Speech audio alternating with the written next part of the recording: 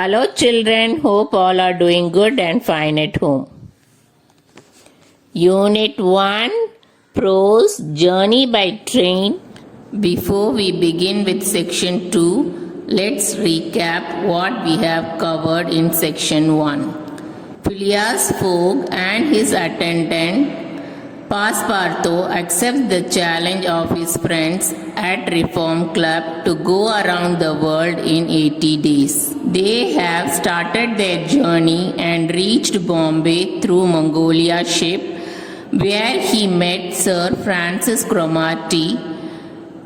Mr. Fogg met the same person in the train which started from Bombay. It crossed the bridges and Salsette Island.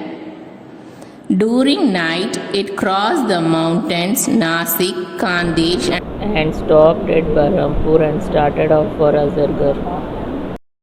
Let's see what happens next in section 2. The train stopped at 8 o'clock in the midst of a clearing some 15 miles beyond Rothal, where there were several bungalows and workmen's cabins. The conductor passing along the carriages shouted, "Passengers will get out here." So here the train stopped at 8 o'clock, 15 miles away from Rothal, where there were several bungalows and workmen's cabins. The conductor asked the passengers to come out of the train. Let's move on to the next paragraph. Phileas Fogg looked at Sir Francis Cromarty for an explanation.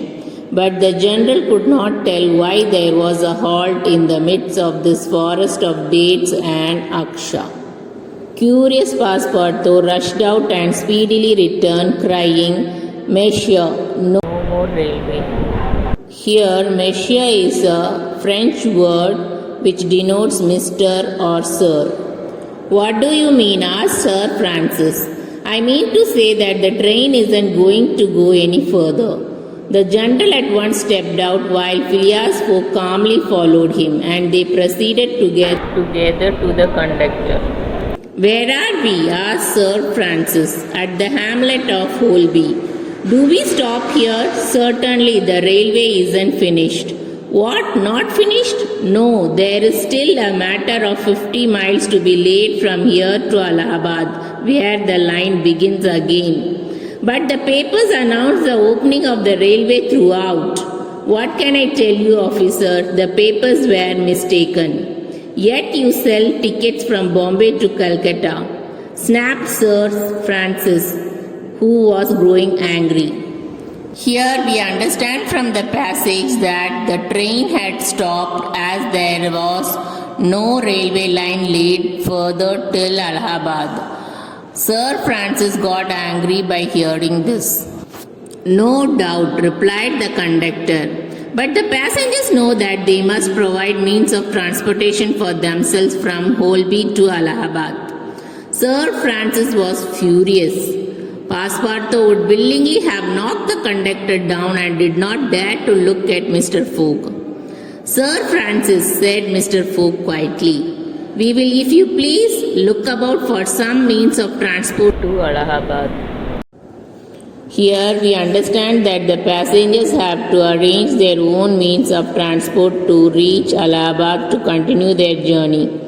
Sir Francis got angry. Here furious means extremely angry. Even Passepartout got angry and would have scolded the conductor. "Mr. Fogg, this is a delay greatly to your disadvantage." "No, Sir Francis, it was foreseen." "What? You knew that the way?" "Not at all, but I knew that some obstacle or other would sooner or later arise on my route. Nothing therefore is lost. I have 2 days which I have already gained to sacrifice. A steamer leaves Calcutta for Hong Kong at noon on the 25th. This is the 22nd and we shall reach Calcutta in time." So here Sir Francis feels for Mr. Fogg that his journey will be delayed due to this.